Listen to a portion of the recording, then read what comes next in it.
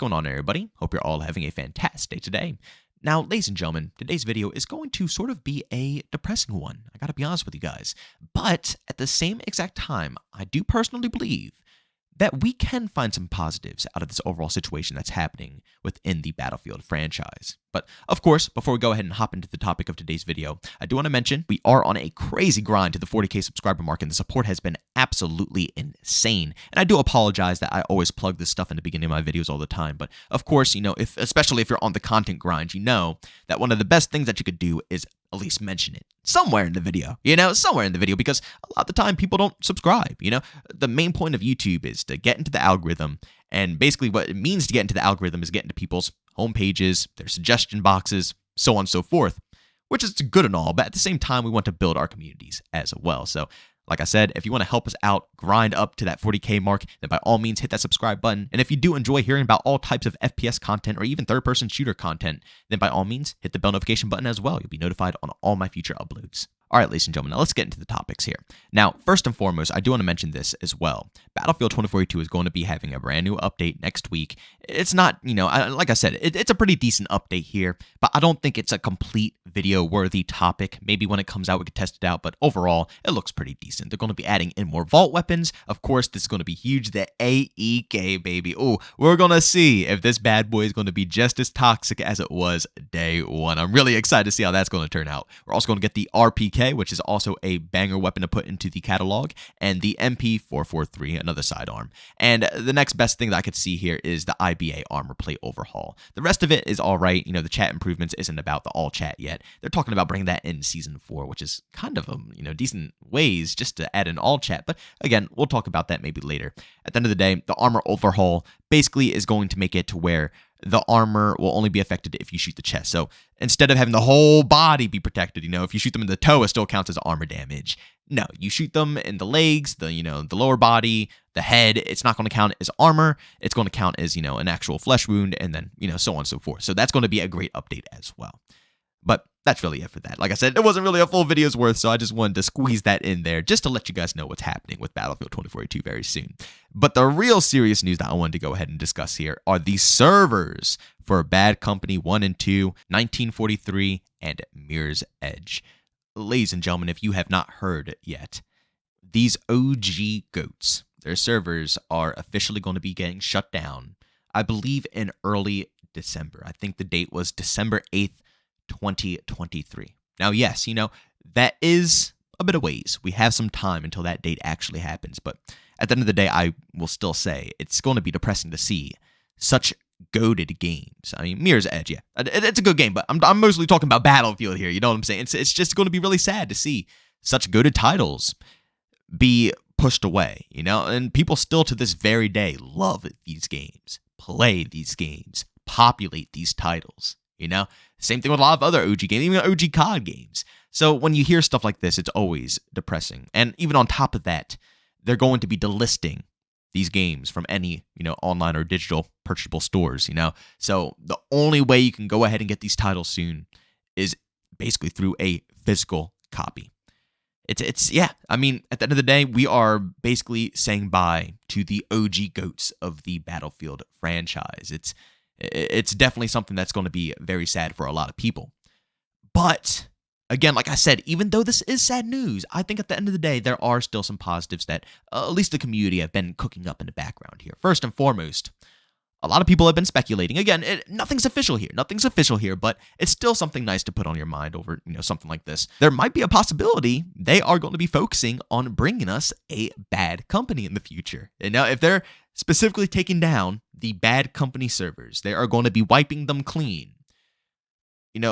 Maybe the possibilities are we will be having a brand new Bad Company coming out that we can all go and play. I mean, this has been something that, the community has been wishing for an extremely long time now. I mean, years and years and years. Pretty much every single year, the Battlefield community says, what if it's going to be a bad company? What if it's going to be a bad company? What if it's going to be a bad company? It never turns out to be Bad Company. I'm sure they know. I'm sure they know behind the scenes that Bad Company is extremely popular. And if they were to go ahead and do such a thing, it would absolutely pop off. Who knows? Maybe they're saving it for, when Battlefield really, really needs it. And with all honesty, like I said, even though I enjoy Battlefield 2042 right now and I've been playing it a lot, it doesn't mean that this has been, I would say this is probably the lowest point for Battlefield at its current state. This might be the cards that EA might play in order to try to revive the franchise a little bit quicker than the current rate that they're going. But ladies and gentlemen, I got to be completely honest with you. I don't think that is the most realistic thing that is going to happen. Is it something that would be fantastic? Yes, that would be absolutely amazing if they went ahead and did that. But, it's definitely something that you shouldn't get your hopes up for. Keep low expectations about something like that coming out for a future Battlefield title. But what I personally think this overall situation is pointing towards is an increase in content in Portal.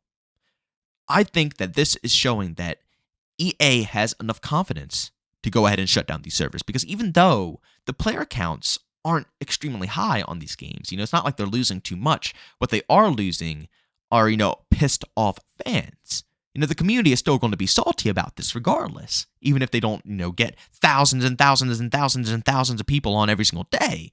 The community will still be salty over news of, one of the, the OG goats of the whole overall franchise just, slowly dwindling away in the eyes of EA, multiplayer-wise at least. You'll probably still be able to obviously go and load up the single-player campaign and, dabble in the game still. But at the end of the day, the online servers are going to be completely shut down. I really think that this is a power move because, again, they understand the community will be mad. But I think they're going to back it up with something else. I think they're going to back it up with stuffing Portal with way more content that it already has. I think Portal, even though it's not getting a lot of love right now, I do believe that it's still in the sightline of EA right now. They're not letting it off their sight, That is something that has so much potential. Again, think of Forge. Think of, Creative 2.0 for Fortnite that just came out.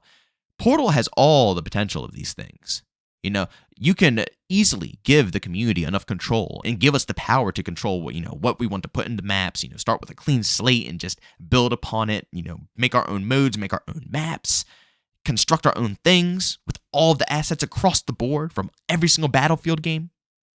Portal does have potential, but it's just simply not there. It's been on a long, long pause, but I cannot imagine EA scrapping such a concept like Portal. It really does have a lot of potential. It just needs to be tapped into. And if they focus on Portal within the next Battlefield game, even make a Portal 2.0. If they advertise Portal 2.0 and everything that I am discussing right here with you guys happens, then yes, that to me will be proof that, that is one of the main reasons why these servers have been shut down, because they are going to go ahead and turn up within Portal. But again, none of this stuff has been confirmed. None of it has been talked about by EA. None of it is official. These are just all thoughts that, the community and also me, myself, have been thinking of. And, it's nice to think of, but at the moment, the only thing that is real at this moment is that the Bad Company servers and also 1943 are being shut down, and you can no longer purchase these games digitally. So, of course, ladies and gentlemen, if you want to go ahead and experience some of the OGs, some of the GOATs, some of the most iconic Battlefield games in the whole franchise, give it a go. You have until December 8th.